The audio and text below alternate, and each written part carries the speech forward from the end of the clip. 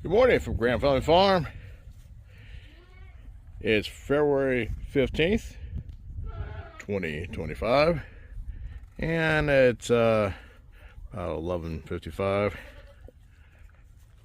Just got finished graining the pigs and rewatering everybody. And we had some break up some ice. Wasn't too bad though.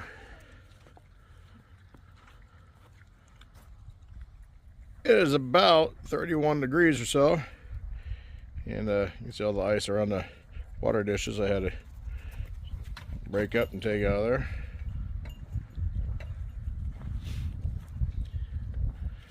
It's a pretty cloudy day.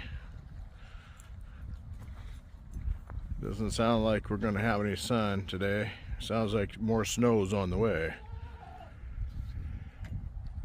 I can't wait till spring.